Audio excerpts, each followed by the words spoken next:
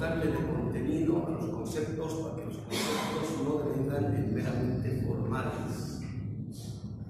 Me acerco un poquito el micrófono porque estoy Entonces, una de las características del marxismo del siglo XX ha sido de que se ha quedado en la forma de los conceptos. O sea, no ha trabajado una actualización del contenido de los conceptos. Entonces, una de las críticas que más le hacía al pensamiento pre-marxista, que en la asociada tesis dice la teoría hasta ahora, lo que ha hecho es interpretar el mundo. Una de las críticas es que se han quedado en la mera forma, ¿no? Y no han trabajado, no han avanzado en el contenido. Entonces, es un poco lo que decía la trampa de la racionalidad moderna. Cuando habla del hombre, habla del hombre general. Pero, bueno, se puede hablar del hombre general, pero en el ámbito de la política, la pertinencia de hablar o de matizar el ser humano en concreto es fundamental. Es fundamental. Que digamos el mexicano no es el mismo que el venezolano, así decir. Y digamos la política venezolana justamente no se puede aplicar acá y al revés. Como en Bolivia, por ejemplo, ¿cómo se llama? Otra historia. Fíjense, una periodista de Telesur. Ustedes la escuchan y dicen, qué excelente, y es excelente. Comprometida. Y así sucesivamente. O sea, ustedes pueden poner dos adjetivos y bien, funciona muy bien. Pero en los análisis más duros se queda en la mera forma también. Entonces, digamos, cuando analiza el papel del gobierno de Chávez respecto de los gobiernos o los procesos de América Latina. Entonces ella hace una generalización y mucha gente de izquierda hace esa generalización. Hacer las generalizaciones es un propio de la racionalidad moderna. El ejemplo más chulo que pongo, ¿no? Cuando un varón tiene algo en contra de una mujer, dice, todas las mujeres. No dice ese, dice todas. Y la mujer igual a la revés, cuando sucede con una, dice que todos. ¿No? Entonces, si el moderno capitalista es egoísta, entonces dice, todo ser humano es egoísta. Nadie puede dar la vida por el prójimo. Eso quiere decir generalizaciones universalizantes en sentido abstracto. Marx está en contra de eso. Y, digamos, el pináculo de eso es ético. ¿No? Entonces, aquí atraje la filosofía de la derecha. Entonces, cuando habla de el ser humano, en realidad está hablando del burgués capitalista. ¿No? Y esa es la idea o el criterio de humanidad para Hegel, ¿no? Y lo toma del liberalismo, ¿no? En un contexto en el cual Europa ya está viviendo prácticamente relaciones capitalistas liberales clásicas. Ya está viviendo. Usted lo toma como si fuese la salida. Pero ya hemos dicho en ese entonces, la población del mundo, en el caso de Europa es el 10% de la población mundial. Pues agarra el 10% y luego hipostatiza. Y dice, el ser humano es egoísta por naturaleza y así sucesivamente. Entonces, ¿cómo podemos ir más allá de ese universalismo abstracto contra el cual está yendo humanos? Entonces, el sentido de esta clase es justamente ese, aclarar en concreto eso. Entonces, como ahora hay cámara, vamos a repetir algunos esquemas que hemos hecho para la gente que vamos con los esquemas anteriormente. Entonces, la dialéctica que está criticando Marx, la hegeliana, tiene tres momentos. Ya saben. El de la doctrina del ser, la doctrina de la esencia y la doctrina del concepto. Esos son los tres momentos de la dialéctica que está criticando. Entonces, habíamos dicho, ¿no?, de que en la tematización que hace Marx, cuando está empezando a pensar lo que sea el problema de la dialéctica, vamos a ir a la cita, porque a veces, como uno habla presuponiendo ya cosas y hay gente que no no las tiene todavía claras. Entonces, Marx, 20 de la edición del siglo XXI, del volumen 1 del tomo 1, la página 20, que es la última página del posfacio a la segunda edición del tomo 1 del Capital, 1873.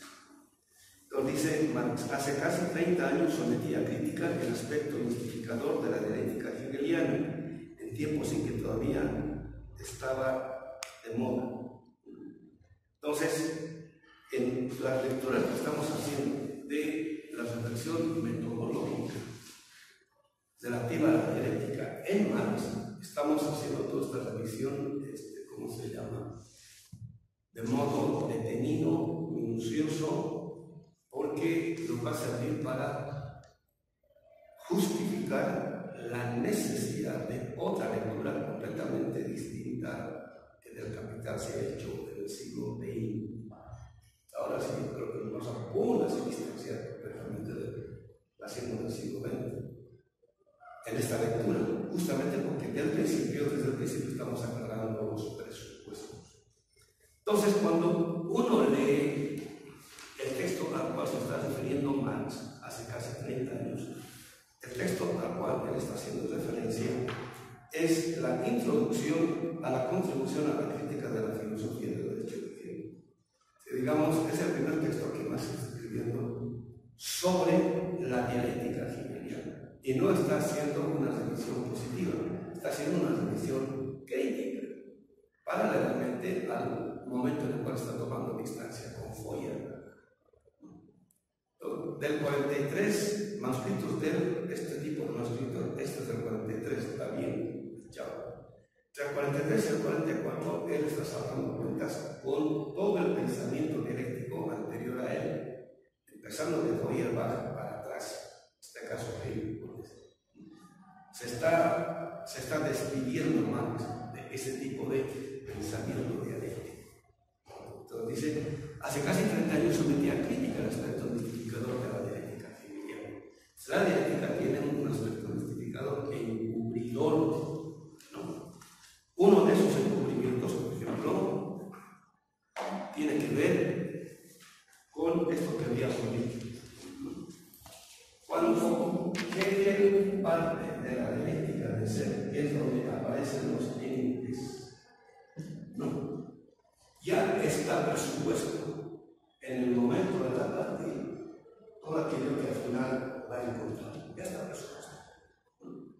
Entonces, en el modo de la partida, ¿no? Se dice partimos de entes, es una formalización de decir partimos de la burguesía. Ahí, de la democracia capitalista, ahí está presupuesto cualquier cantidad de cosas. Digamos, inclusive en este modelo de idea. Ya está presupuesto no solamente del capitalismo, sino del mercado mundial. Ya está presupuesto. Está presupuesto la modernidad.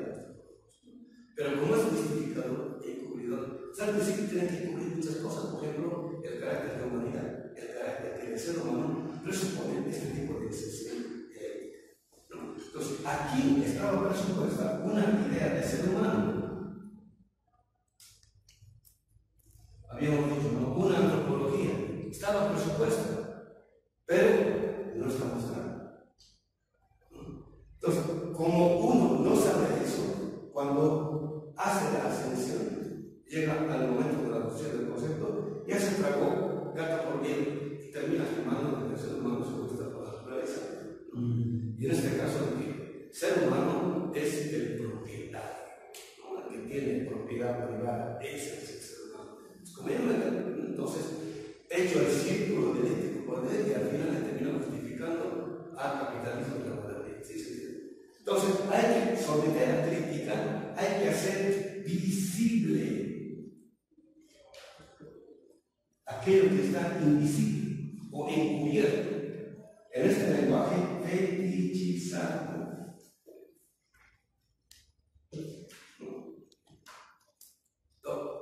¿De qué idea parte Hegel? ¿No? Pero ojo, cuando empieza la descripción del ascensor, nunca dice de qué idea de ser humano está partiendo. Está presupuesto. Entonces, cuando arriba a las consecuencias del ser humano que estaba presupuesto. ¿Sí? Al final nos dice, o sea, cuando ya la papa ya quemó, el pan ya salió del horno, ya hasta los niños digestión, ya todo, ya lástima Margarita. En vez de habernos dicho antes, o sea, para que sepamos a qué, porque un ser humano puede elegir ser egoísta, ¿no? Pero eso es una cosa, ¿no? Elige el egoísmo o el altruismo, por decir. Y otra cosa es decir que el ser humano por naturaleza es egoísta. Es otra cosa. Entonces, hacia lo que arriba, no acá, sino en la política, Hegel es de lo que empieza a criticar. ¿Qué quiere decir eso? Que la dialéctica de Marx presupone un momento explícito que de la idea de humanidad va a presuponer no solo la crítica de esta dialéctica, sino la dialéctica de ella. ¿Sí me entiende, compañero? Entonces, la de Marx que estamos viendo no es hegeliana, porque en Marx al principio hay una tematización explícita respecto a lo que sea el ser humano. Y esa idea explícita del ser humano es una crítica de lo que está aquí, por supuesto. Ya es una crítica. Pero a su vez es la afirmación de lo que va a presuponer este tipo de ideas. ¿Sí se entiende? Y al final, este ser humano va a contener no solamente su propio modelo ideal, sino el horizonte mítico-místico que lo justifica en última instancia a él, y gracias al cual se puede hacer cualquier tipo de transición hacia otra forma de vida. Entonces no hay 3 momentos, son 5 momentos. Pero eso ya es no solamente con Marx, sino más allá de la compañía que entendido. Imagínense si hubiese entendido a su edad de eso. No, estaríamos más allá de bien, hermano. Entonces ahora ya me trae el libro, la filosofía del derecho. Entonces, en la parte del derecho abstracto, en el derecho abstracto, lo que Hegel está haciendo en la filosofía del derecho es definir quién es o no el sujeto del derecho. Si el único sujeto del derecho es el ser humano, no hay por dónde dar. Los animales no son sujetos del derecho. Peor pues la naturaleza. Se está metiendo todos los prejuicios. Lo único que tiene subjetividad es sujeto. Todo lo demás es objeto. Todo lo demás es objeto, ¿no? Entonces, ¿qué dice Hegel? Entonces, para los que siguen, para los que siguen el curso, estoy en la filosofía del derecho, principio de la filosofía del derecho, la editorial es Edasa y lo traduce Juan Luis Bernal. Entonces, entre los hegelianos de habla hispana dicen que es la mejor traducción. Y bueno, de las que he leído me pareció la más inteligible, ¿no? Y además Luis Bernal no es cualquier tipo, sino que conoce muy bien lo que está haciendo. En la parte del derecho abstracto, cuando llega a la propiedad, acá en esta edición sería la página. ¿Está la mesa? Ahí está bien. Es en la página 125. En la propiedad, el parágrafo es el 41. Entonces, quienes tienen otra versión pueden decir. Entonces dice que la persona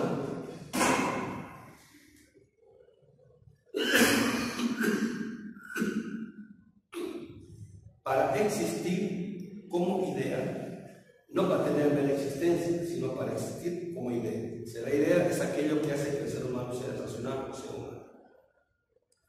La persona para existir como idea, no mera existencia natural, así como los pueblos originarios o como los obreros, tiene que darse para su libertad una esfera exterior. No puede ser mera idea, sino que tiene que darse para sí una esfera exterior.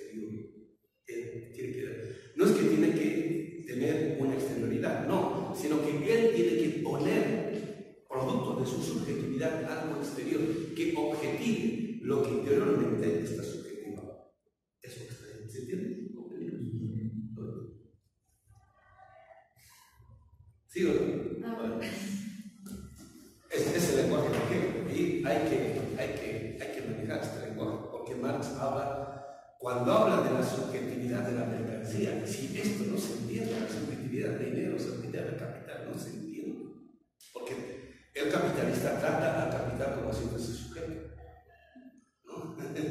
Las personas son. Entonces, la persona para existir como idea, primero ya ha explicado de varios modos que lo que significa existir como idea. O sea, no es la mera existencia natural. Ese sentido, no todo ser humano es ser humano. Es el lenguaje de Hegel. Aquello que hace que el ser humano sea ser humano es la idea. Y la idea aquí es una reflexión explícita acerca de algo, en este caso acerca de la humanidad, el mundo, las relaciones sociales, etcétera, etcétera, ¿no? La ciencia y filosofía, eso quiere decir. O sea, la persona para existir como idea tiene que darse para su libertad, para que pueda desplegar lo que como contenido está en la idea, una esfera exterior. O sea, la esfera no es infinita, ¿no? Pero es algo que acompaña a la subjetividad. Tiene que dar una esfera exterior. Esa esfera exterior no es algo que le viene de afuera, sino que es algo que es producto del desarrollo de su propia subjetividad, ¿no? Esto es, su subjetividad produce una idea, ¿no? Que para que se pueda ver y o sentir y o palpar, necesita materializarse, o sea, tiene que objetivarse lo que está contenido como subjetividad en la idea. Tiene que producir existencia material, pero esa existencia material no es en general, es parte de su esfera exterior. Así como cuando los gringos dicen, ¿no? América Latina es nuestro patio, es el patio trasero, ¿no? Porque las casas gringas tenían el patio delantero, donde estaba el jardincito, bien bonito. Entonces, en el patio trasero están todos los cachivaches, toda la basura, los reflejos. Entonces, nosotros, no, es parte de su esfera exterior, es el patio trasero, el backyard, ¿no? Pero ellos han producido eso. Eso quiere decir, ¿no? Entonces, aparte de la apariencia que es el front yard, por decir, al principio, donde está el backyard, es parte de su esfera exterior. Entonces dice, la persona para existir como idea tiene que darse para su libertad y esperanza. Puesto que la persona es la voluntad infinita existente en y por sí, en su primera determinación, aún totalmente abstracta. Entonces, mientras no tiene propiedad, mientras no tiene esfera exterior, es abstracta todavía.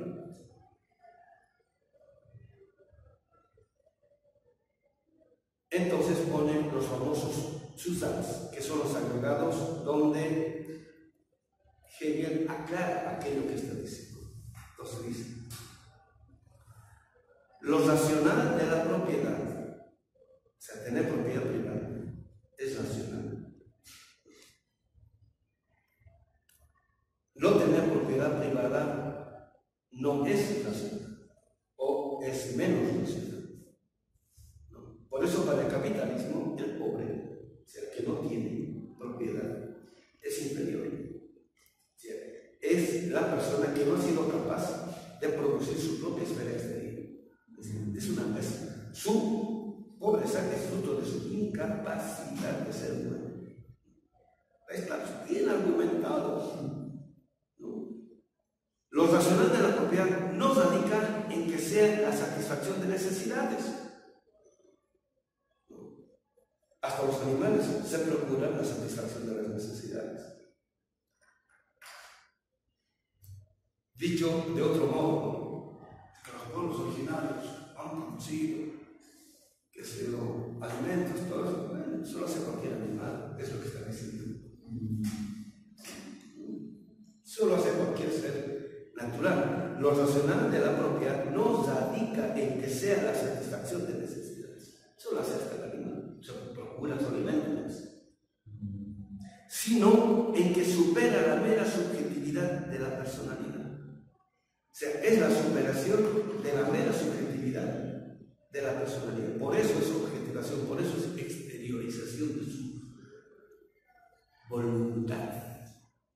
Cuando decide poner, ¿no? Esto, por ejemplo, antes de ser comprado era mercancía. Entonces, alguien pone su voluntad en esto. En el momento en el cual pone su voluntad y hace el intercambio, esto deja de ser mercancía. Ya nadie pregunta por su precio. Ha dejado de ser mercancía. Y eso es obvio para todos. Es como si a cada uno de ustedes le dijera: oiga Pedro, su camisa en cuánto me la venden. O sea, no es mercancía. ¿No? O sea, nosotros sabemos que si está colgado en el súper, pues no es mercancía. ¿Lo ven?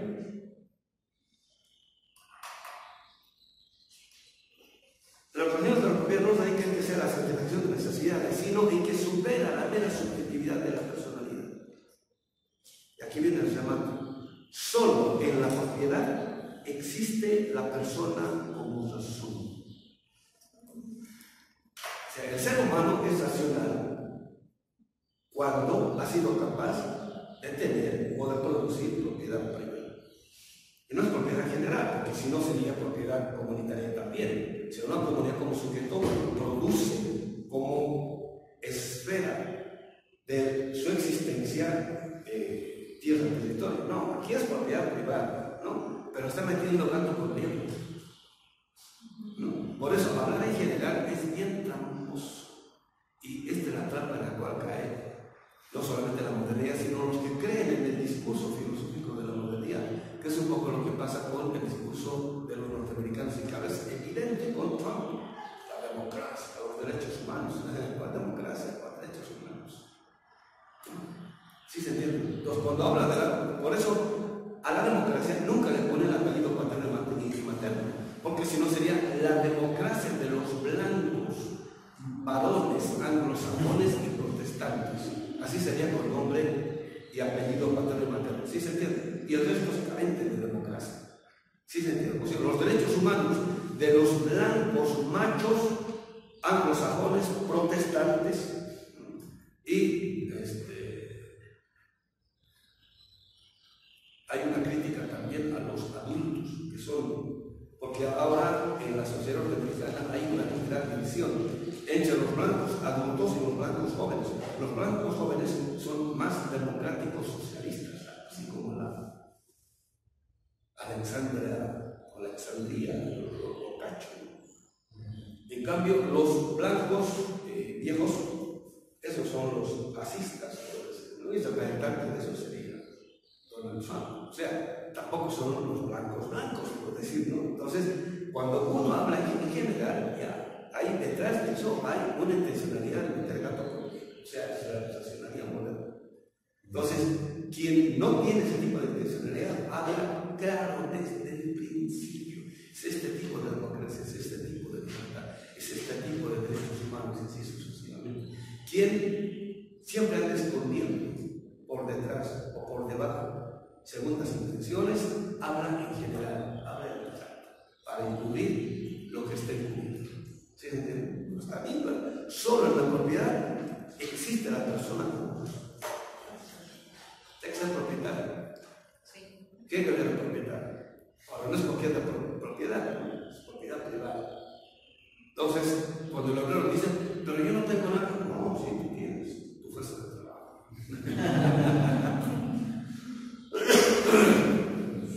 Entonces, por si acaso alguien diga: no, el profesor Bautista está exagerando lo que está diciendo. Estamos exagerando, aquí no sabía. La página 126. Por ello, la determinación conceptual de la naturaleza es ser en ella misma exterior. La naturaleza no tiene subjetividad y por eso no es capaz de derecho. Es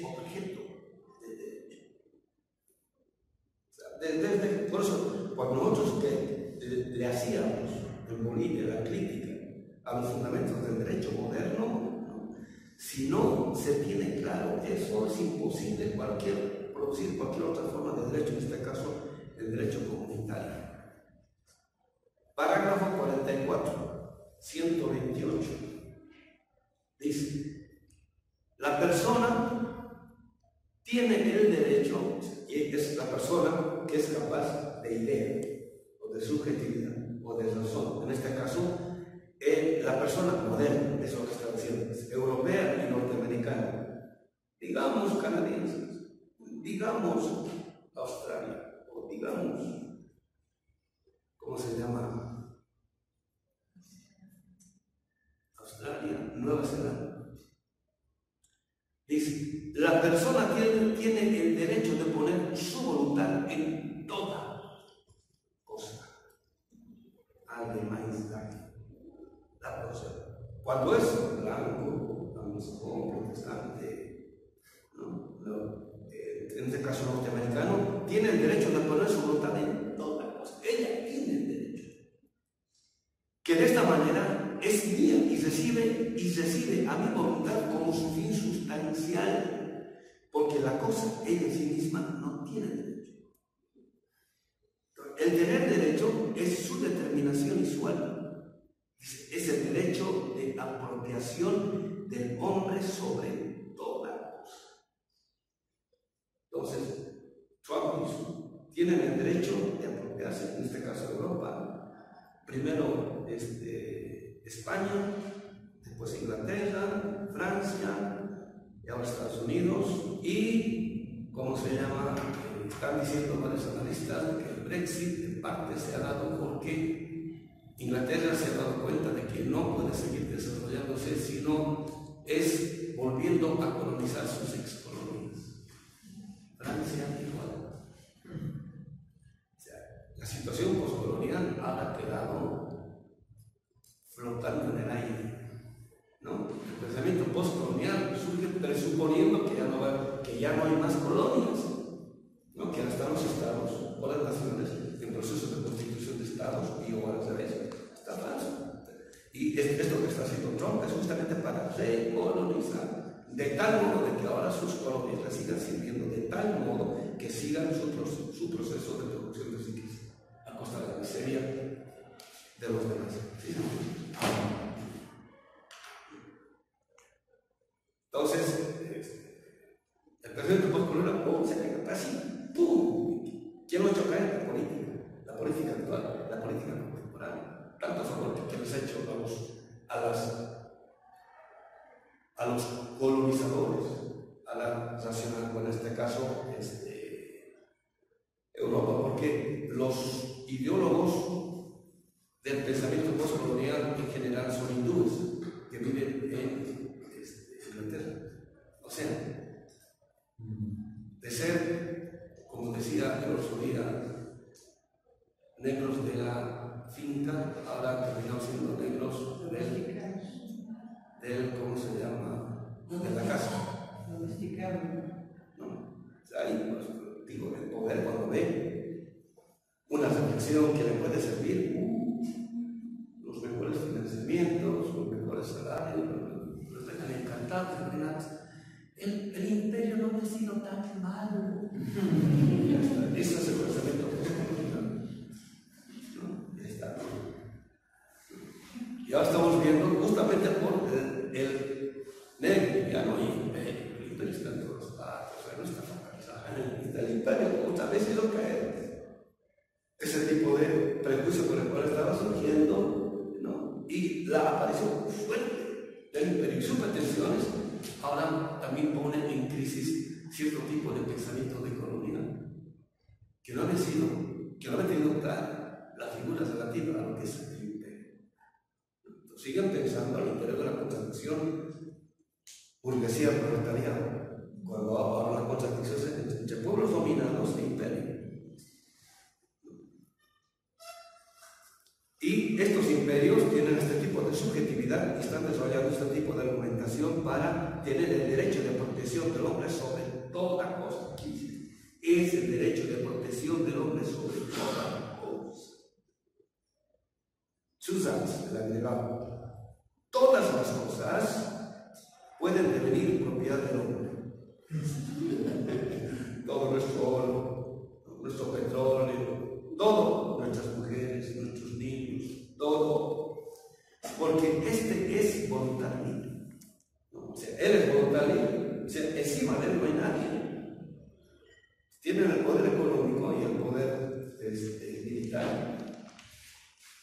Y como tal, él y por sí, mientras que lo que está enfrente a él no posee esta propiedad. O sea, nosotros estamos enfrente de ellos, no poseemos voluntad libre, de su existencia. Y por eso no tenemos el derecho de ser propietarios ni siquiera de lo propio, de lo nuestro. Por eso ellos creen que tienen el derecho de apropiarse de lo que sea.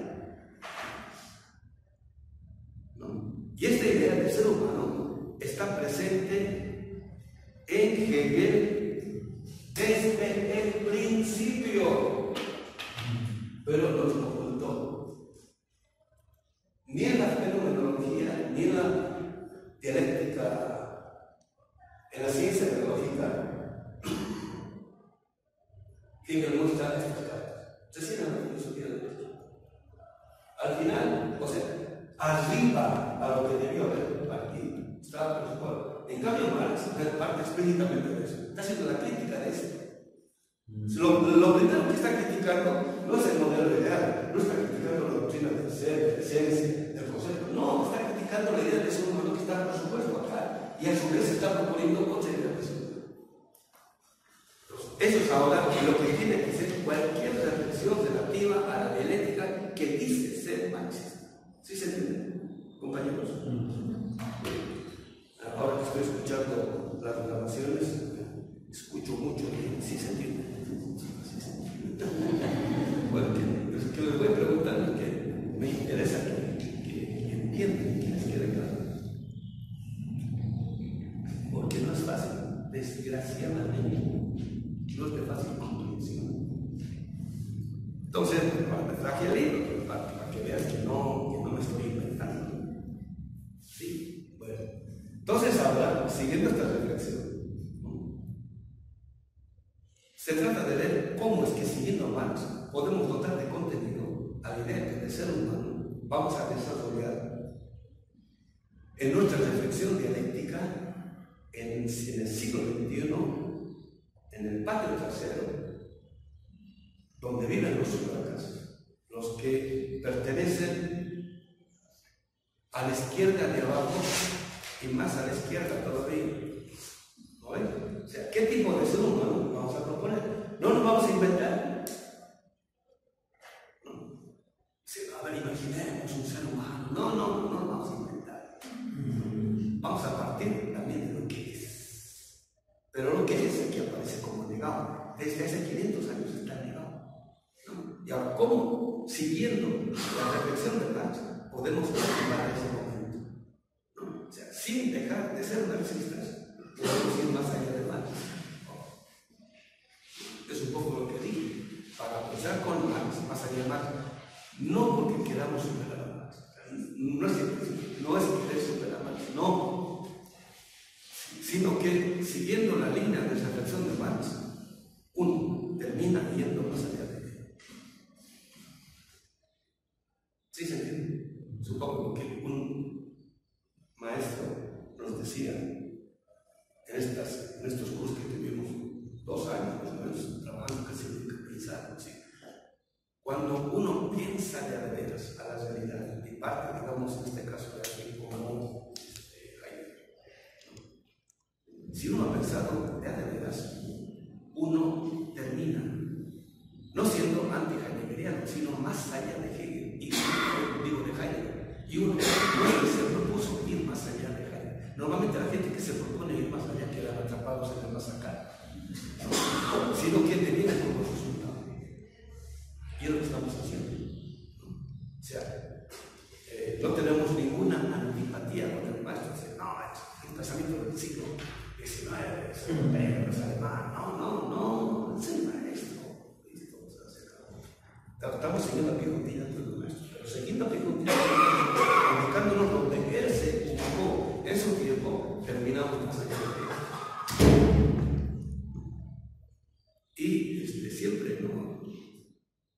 Fíjense ahora lo que acaba de pasar el 22-23 en Venezuela. Cuando uno se pone a la altura del desafío político, en este caso, pero en el caso nuestro, teórico político, ¿no? Ahorita vamos a llegar a la idea esto que dijimos con Benjamin, ¿no? Es decir, ¿qué sujeto, en este caso, qué parte del pueblo tiene la dignidad de citar a su pasado? O, en este caso, a recordar, rememorar a quienes en el pasado han luchado por algo similar a lo que estamos luchando hoy. Porque la oligarquía también cita. Yo recuerdo cuando descubrieron en Bolivia los huesos de Che Guevara. Entonces, siempre los periodistas preguntándole a cada quien, ¿no? ¿Qué opinan de Che? Entonces, había alguna gente que es bien de derecha, tipo Guaidó.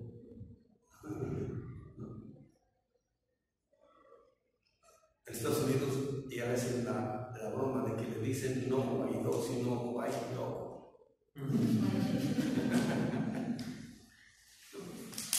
Entonces, va la gente y la entrevista, ¿no? O sea, los periodistas, ¿y usted qué opina de Che Guevara? No, un gran que luchó por sus ideales.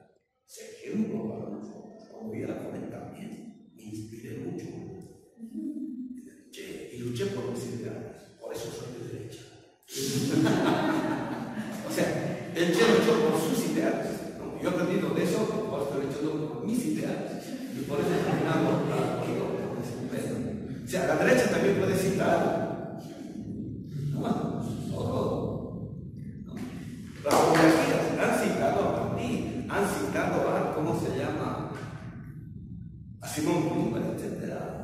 ¿No? En Miami hay un busto ahí de Martí, ¿no? Hombre, y ¿cómo se llama? Esta canción que quizás que la burla, ¿no? Los de Cuba, a los cubanos gusanos, cuando salí de Cuba, dejé mi whisky, dejé mis ron, dejé enterrado medio millón. Pero ahí tiene su gusto a Martí, ¿no? Entonces aquí la pregunta es, ¿quiénes tienen la autoridad moral para citar a los ancestros que han luchado por una lucha similar a la nuestra?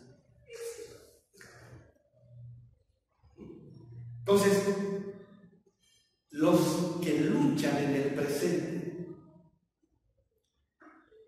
en memoria de las luchas que han desarrollado en el pasado nuestros ancestros, esos tienen el derecho de citar al pasado y hacerlo actualidad en el presente. Cuando sucede 12, 13, 14, 15, 16, están trabajando. Entonces ya desfallecieron, ¿no? Entonces la jornada de trabajo va a ser 15 horas. ¿Qué es eso?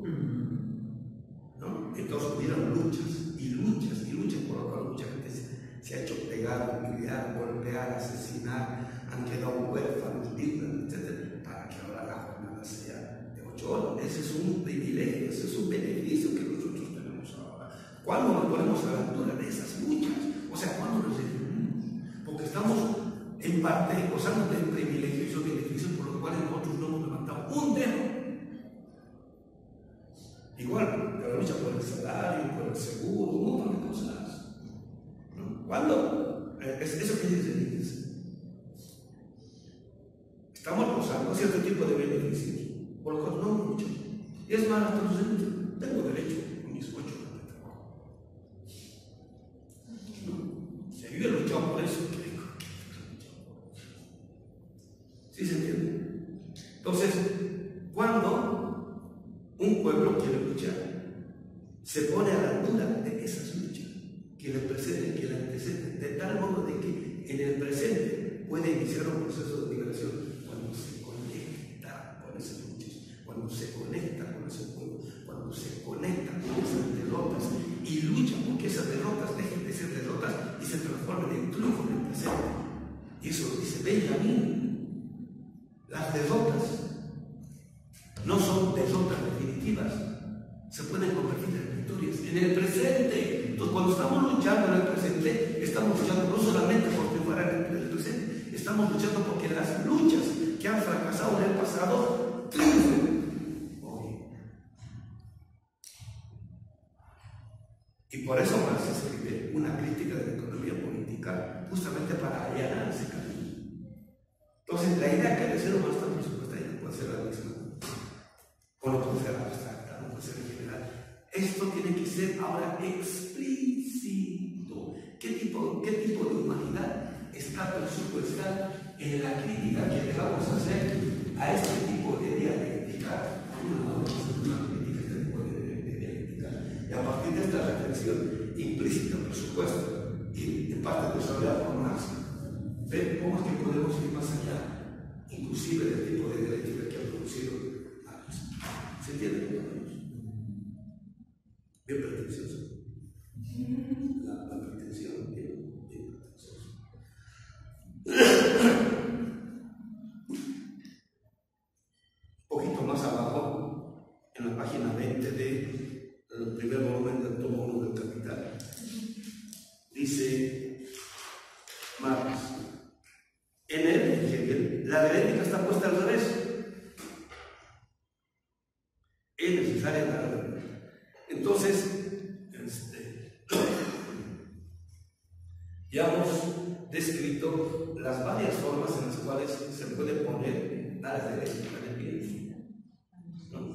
Una de ellas tiene que ver con esto, en el sentido de que en vez de partir de una idea del ser humano, que arriba, vamos a poner arriba a una idea del ser humano.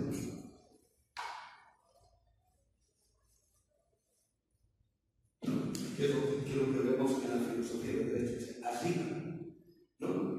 O sea, termina por donde debió haber empezado. En el caso de Marx, va a empezar aquí.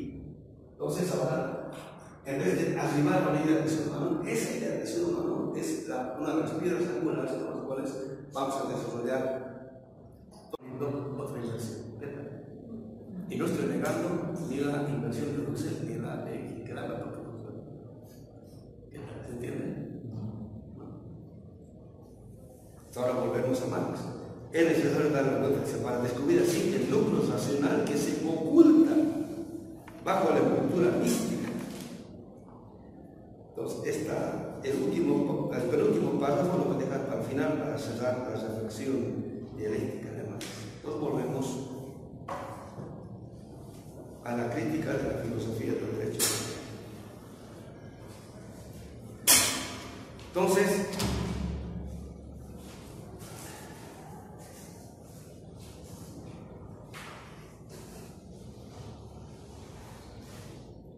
por ejemplo, bueno, estoy en esta edición ahora, es compañera, estoy en esta edición ahora. Bueno, es la antología de Carlos Marx, por siglo XXI, a cargo de Horacio Carlos. En la página 98, 99 estoy en la página 99, para quienes quieren citar el texto. Entonces, dice, por ejemplo, Marx, en el primer párrafo, más o menos a la mitad, solo era posible la representación alemana del Estado moderno mediante la abstracción del hombre real. ¿No? Es cuando se propone una idea en general, y esa idea en general hace abstracción del ser humano de carne y hueso, ¿no? Es como por ahí, digamos, ¿no? En el derecho abstracto y en el derecho moderno, ¿no? Todo ser humano es capaz de propiedad, es una abstracción, ¿no? Pero no parte del ser humano, digamos, vivito y coleando, digamos, los millones de pobres que no tienen no solo propiedad, sino que no tienen acceso a tener propiedad. Es una literal forma de entendimiento. Porque en la medida en que el Estado moderno hace él mismo abstracción del hombre real, parte de la racionalidad moderna hacer abstracción de toda la realidad. Entonces, es hablar de todo en general. Este es el problema de los manuales. Y el marxismo de manual cae exactamente en esto. Por eso el marxismo de manual es premarxista. Aunque hable de la pobreza, aunque hable del pobre, aunque hable del proletariado, es premarxista. Entonces, después se mata diciendo, ¿no? Los alemanes han pensado en política lo que otros pueblos han hecho. Entonces, por ahí digo, lo que nosotros estamos haciendo, han pensado los europeos. Pero los europeos han pensado su realidad, ¿no? Y nosotros lo que estamos haciendo lo hemos elevado al ámbito del concepto. Alemania haciendo su conciencia teórica, en este caso, digamos, Europa, Estados Unidos es la conciencia teórica. Porque creemos en esto, por eso es que desesperados vamos a las universidades del primer mundo para formar, porque ahí está el conocimiento. Y cuando vamos a la librería, no. Entonces, es un autor europeo con nombre raro, ese es el bueno. Es un autor con nombre Pancho Pérez, por decirlo, no, eso debe ser mexicano.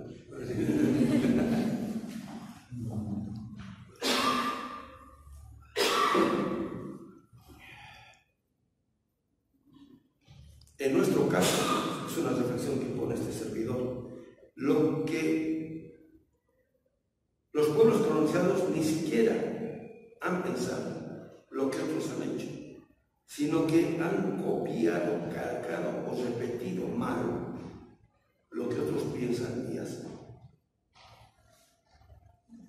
Eso sucede cuando nosotros mismos no creemos que somos sujetos del conocimiento.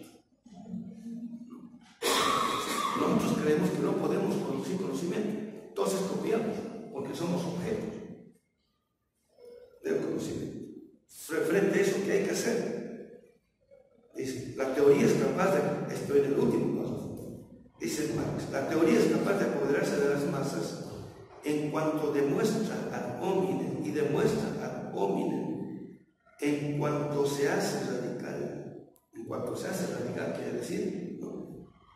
Esta teoría ya no está hablando del hombre en general, como en el caso de Chávez, está hablando del venezolano de la calle, pues, del mundo cotidiano, más o menos lo que también decía Lula, también lo que decía el Evo, y ahora el AMLO va a muchos lugares y la gente se pone a llorar, ¿no ven? Se pone a llorar, está hablando, él es pueblo, es el barrio, ¿no? Y eso es algo lo que a las oligarquías con conciencia clasista y señorial les revienta. Porque nuestras oligarquías con conciencia señorial, o sea, de señores, pues, o sea, todavía se han quedado en el tipo de cultura con el cual ha llegado la nobleza, entre comillas, ¿no? Porque gente como Hernán Cortés o Francisco Pizarro no eran nobles. Por todos los servicios que han prestado a la corona, les han dado títulos. O sea, ni siquiera era esa nobleza. Pues después llegó cierta nobleza. Eso han copiado. Entonces, creen que por naturaleza, ¿no? Están ellos destinados a mandar en estas cosas. Entonces, tienen conciencia señorial, ¿no? A su vez, castiza. O sea, señorial quiere decir, no solamente descienden de señores, sino castiza quiere decir por sangre, por naturaleza, ¿no? Ellos están destinados a mandar en estas tierras. Y cuando aparece alguien del pueblo que llega a las instituciones y manda, eso no. Sean de izquierda, de derecha, de arriba, de abajo, del centro, de adentro, no lo aceptan. Desde que el Evo era candidato, era literal el hilo de miel, ¿no? Y de pronto aparecen empleadas de casa, mujeres de origen indígena, que se ganaban la vida como empleadas de casa, ¿no? Ministras, como esa india que no ha ido a la universidad. No. Y con Chávez igualito, y ahora con Maduro. No, a Maduro de Maduro no lo bajan. Y se nota en las críticas que hay, se nota ese odio racial. Se nota eso. Es un poco lo que digo, no solamente este servidor, sino mucha otra gente. La política de gente como el Evo y el Chávez ha desfondado las políticas de la derecha, porque antes solamente la derecha era la que podía darle escuelas, infraestructura, hospitales, caminos, etcétera, etcétera, al pueblo, ¿no? Y nunca le estaba. Y de pronto suben los pobres, en este caso, gente como Chávez y el Evo, ¿no? Le empieza a dar a todos. O sea, lo que nunca daba la derecha empieza a dar ahora a todo. Entonces se quedó sin política. Entonces, como se quedó sin política, entonces ahora se recurre al insulto. Entonces, ahí es donde se ve el odio social y clasista. Por si se me dijo, compañeros, hay que formarse. Cuando se independizan los gringos, digo, Estados Unidos, respecto de Inglaterra, es lo mismo. O sea, ¿cómo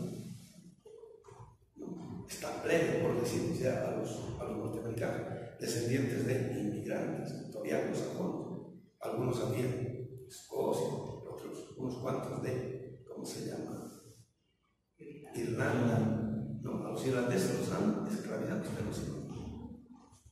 O sea, es un poco lo que se hace aquí también. Entonces, que les decía, ¿no?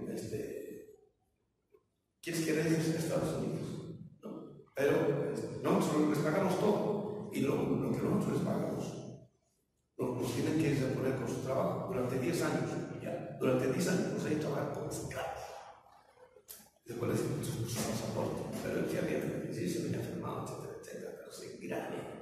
Bueno, entonces, la primera oligarquía norteamericana es naca, literal.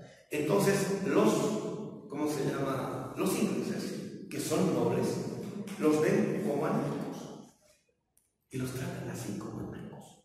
Y al principio los gringos se chupan. Y por eso la desesperación de tener las mejores academias donde tengan muy buena formación.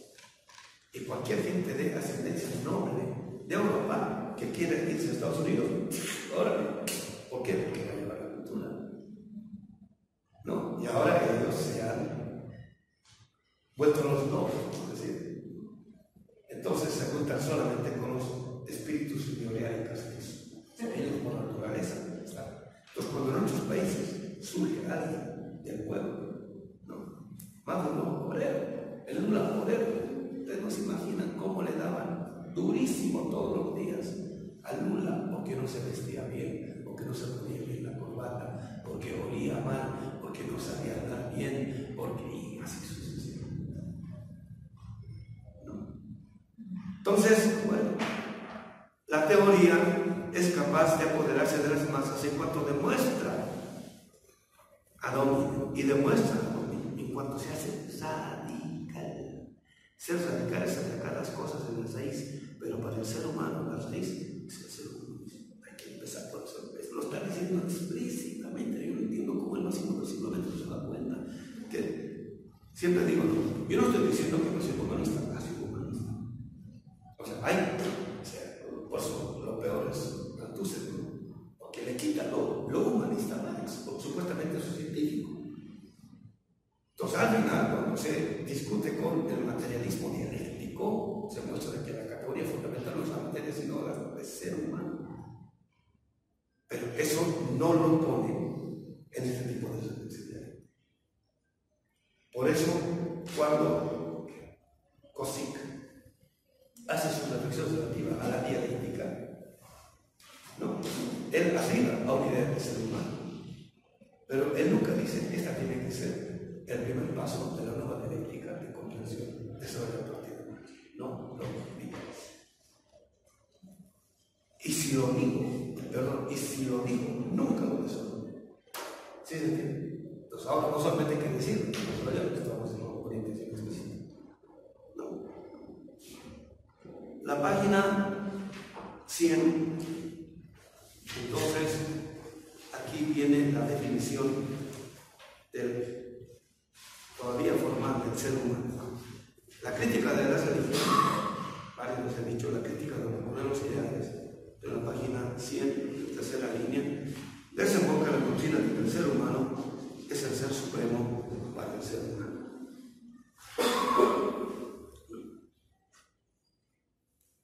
Lo está diciendo es Dios. El ser supremo, digamos, tiene una cualidad cuasi divina. Esto dice. Y esta definición dice, termina pues en el imperativo categórico, o sea, no se queda en la descripción, hay que hacer el pasaje del concepto de la categoría, de la teoría de la política, en el imperativo categórico de derribar todas las relaciones sociales en que el ser humano es un ser rebajado, humillado, abandonado, despreciado. Entonces, si el ser humano es el ser supremo para el ser humano y estamos enfrente de relaciones en las cuales eso se niega, hay que luchar. Es un imperativo categórico de derribar todas las relaciones sociales.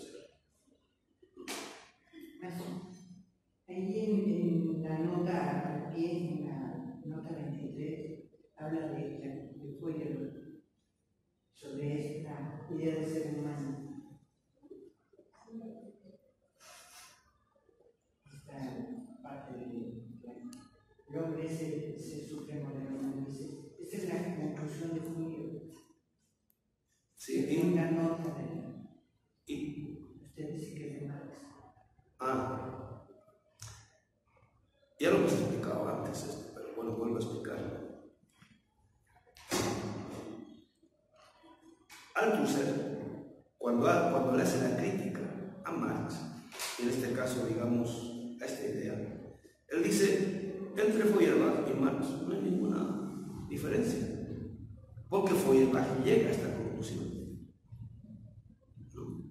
En esencia del cristianismo, llega a esta conclusión. Entonces, ahí no hay ninguna diferencia y Paul se lo despacha. Entonces, viene Hinkelhammer y dice, hay una diferencia sustancial y radical, ¿no? La primera parte, evidentemente, es de Feuerbach, pero a la segunda parte nunca llega a Feuerbach.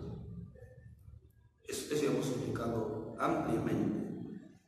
Nunca llega a Feuerbach, porque Feuerbach todavía está en el plano de la interpretación. La filosofía hasta ahora lo único que ha hecho es limitarse a interpretar, o sea, producir conceptos. Entonces, dice Hinkelhammer, no, así como está dicho, qué bonito, hasta sirve para la novena sinfonía de Beethoven. Y después de eso, ¿qué hacemos? El problema es que se deduce de eso. Ese es el problema. El problema no es decir que el ser humano es el supremo del ser humano. El problema es qué se deduce de eso. ¿Cuál es la consecuencia práctica, política de esa afirmación? Es el pasaje del concepto a la categoría. Es el pasaje de la interpretación a la transformación. ¿Sí se entiende? Entonces, lo segundo no es Feuerbach. Está partiendo de Feuerbach para despachárselo y nunca más volver. Esta afirmación termina en el imperativo categórico de derivar todas las relaciones sociales entre el ser humano y su ser trabajado, humillado, despreciado. ¿No? Pero Marx no se queda ahí, porque eso sería igual a otra generalización, otra abstracción. La página 101, primer párrafo. Entonces, la recurrencia siempre a la historia. Dice Marx, en el pasado, la guerra de los campesinos, ¿se acuerdan de quiénes están en el curso del blog? Bueno, la guerra de los campesinos fue siglos, mínimamente 2 siglos, ¿no? Entre el siglo XIII y el siglo XV, hasta inclusive el principio del siglo XVI, pero el momento grave fue fines del siglo XV, principios del siglo XVI. La guerra de los campesinos. se estrelló contra toda la teología, la de la dominación, en este caso medieval. Entonces dice que el hecho más radical de la historia alemana. O sea, ¿dónde podemos ubicar al ser humano en sentido radical en los hechos más radicales de las historias? Que es cuando los seres humanos dan o muestran o expresan o se expresan en todas sus contradicciones, en todas sus posibilidades, en todas sus limitaciones, en todas sus grandezas y sus miserias a la vez. Entonces dicen, en vísperas de la Reforma, la Alemania oficial era la sierva más absoluta de Roma, antes de Lutero. Y en vísperas de su revolución, es la sierva absoluta de algo inferior a Roma, de Prusia y Austria, que es la aristocracia aldeana y de los filisteos. Entonces ahora tenemos que ponernos a la altura de algo superior.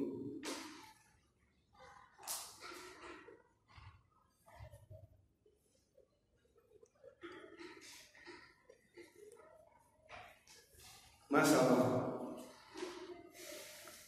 el segundo párrafo, la tercera línea. La teoría logra realizarse en un pueblo, se expone, expresa a un pueblo solo en la medida en que es la realización de sus necesidades, de sus aspiraciones, de sus deseos, de sus sueños, etcétera, etcétera. Más abajo, una revolución radical solo puede ser la revolución de las necesidades radicales.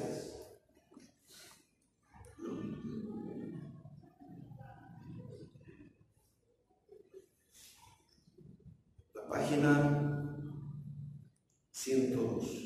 Estoy yendo con calma acá porque la forma de la reflexión de Marx es magistral acá. Cómo va mostrando cuál es el sujeto en el cual se ve la ausencia de las necesidades radicales que hacen que lo humano no solamente esté en peligro, sino que pueda recuperarse. La página 112, el penúltimo párrafo. Y esto sirve para todas las pretensiones de revolución de izquierda del siglo XX. Dice, lo que constituye para Alemania un sueño utópico no es la revolución radical o la emancipación general del hombre, sino antes bien la revolución parcial. O sea, ni siquiera sueñan en lo más radical, están soñando en lo parcial. Eso está dando duro. ¿No? Nuestra izquierda del siglo XX soñaban con una revolución parcial. Su idea de socialismo era todavía una revolución parcial. Más adelante vamos a ir viendo esto bien como es. La revolución meramente política. La revolución que deje en pie los pilares de la casa. O sea, es una revolución política que formalmente ha cambiado los rostros de los cuates que están ahora en el Estado, pero que las relaciones estructurales de dominio y explotación siguen intactas. ¿No? Esa es una revolución parcial. Pregunta, ¿en qué estriba una revolución parcial? Simplemente política. O sea, una revolución no puede ser solamente política, tiene que ser también económica. En Marx está bien claro, en nosotros también tiene que ser cultural, por el problema racial. Aquí aparece el problema de los pueblos originarios y de los pueblos afros de modo frontal. Si en Marx no estuvo tematizado eso, en nosotros tiene que estar plenamente tematizado. ¿En qué estriba una revolución parcial? Simplemente política. Una revolución es parcial cuando es simplemente política. Tiene que ser también económica, pero también tiene que ser cultural. Y con Benjamin Bausen también tiene que ser histórica. Dice Marx, estriba en que una fracción de la sociedad burguesa se emancipa y alcanza la supremacía general.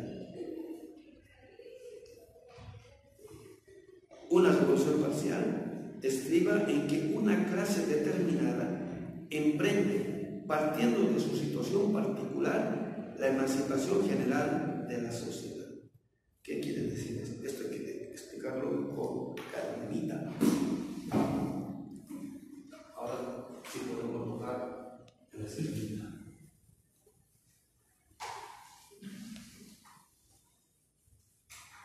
De todo de una sociedad de contexto. ¿No? Entonces, una parte de la sociedad se ve a sí misma como el representante, como el sujeto representante del derecho o de la necesidad de todos. Eso quiere decir, ¿no? En el caso del capitalismo, este sujeto que se lleve como el representante del derecho y o de la necesidad de todos es la burguesía. Entonces, en su discurso, la burguesía asume lo que por eminencia constituye al ser humano como humano. O sea, se pone a sí mismo como el representante abstracto de la humanidad en general, presupuestaria. Por eso necesita tener una idea de lo que es ser humano. ¿Sí se entiende?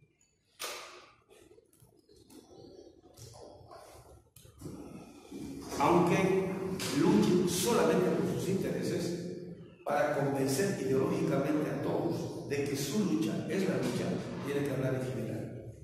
¿Sí se entiende?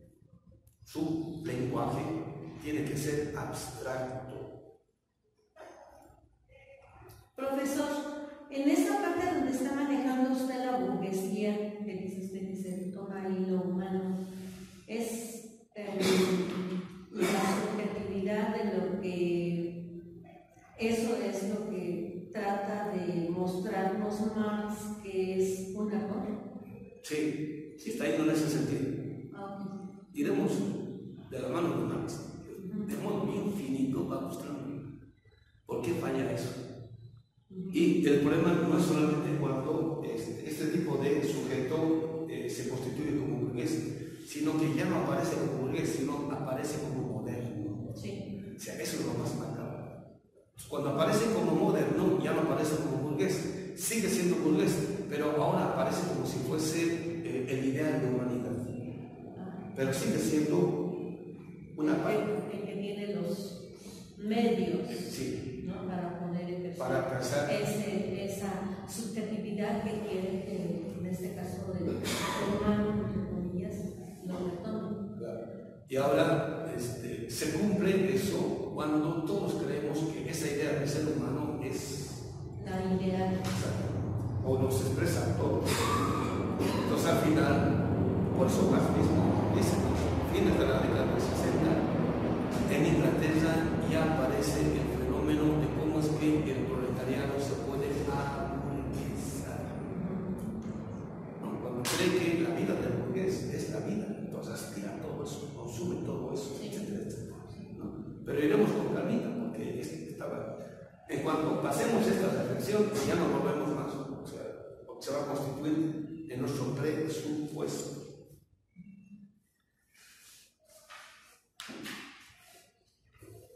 Esa clase emancipa a toda la sociedad, pero solo bajo el supuesto de que toda la sociedad se encuentre en la situación de esa clase.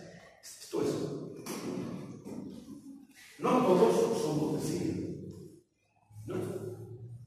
Pero los que no son burguesía luchan con esta burguesía cuando esta burguesía interpela de tal modo que a todos les muestra que ellos también pueden ser como ellos, burguesía. ¿Sí? Entonces, cuando les hacen partícipe de eso, los Estados Unidos, eso hecho muy bien después de la Segunda Guerra Mundial, cuando a través de toda su cualidad nos ha convencido de que nosotros también podemos ser partícipes de eso. Por todo el mundo quería irse allá, todo el mundo quería irse allá. Les digamos, ha sido capaz de interpelar, ¿no? Digamos, triunfar hegemónicamente en este plano ideológico. Dice Marx, ninguna clase de la sociedad burguesa puede desempeñar ese papel a menos de provocar en sí misma y en la masa un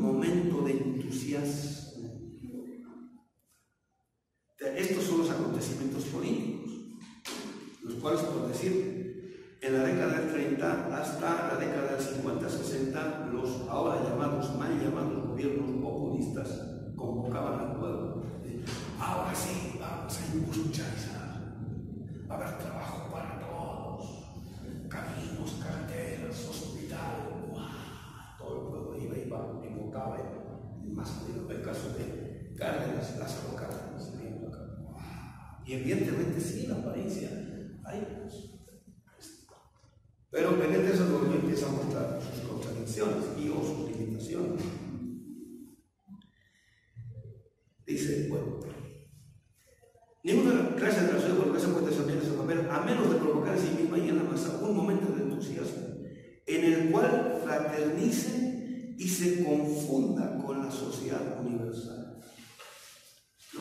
Entonces, es cuando los políticos de la burguesía, de la aristocracia, descienden al pueblo y le dicen, así, le abrazan. Como todo poderoso baja y sí, los domina todos. El pobre dice, aquí unas humildes tortillitas, sí, como no. Pero igual ya, ¿no?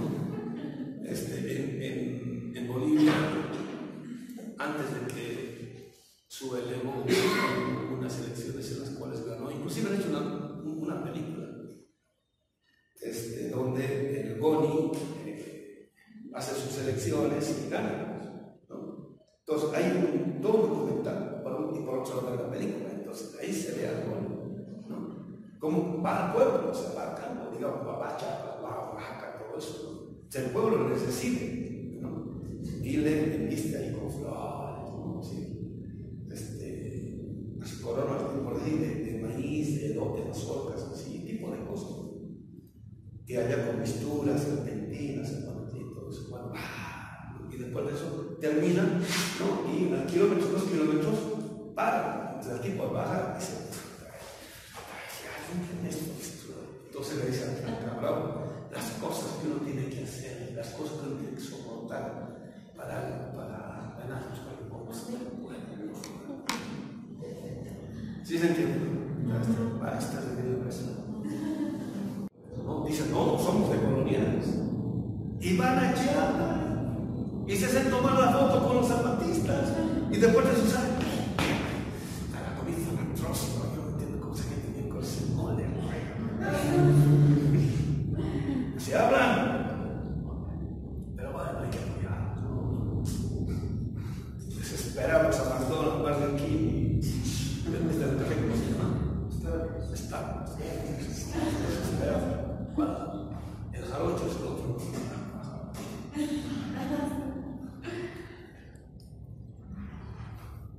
En la cual fraternice y se confunda con la sociedad universal, se identifique con ella y se siente y reconozca como su representante universal. La burguesía se han inspirado en eso. Y en parte no lo logramos por eso. Por eso la realidad latinoamericana del siglo XX, lo que está más cerca, reclamar la supremacía universal.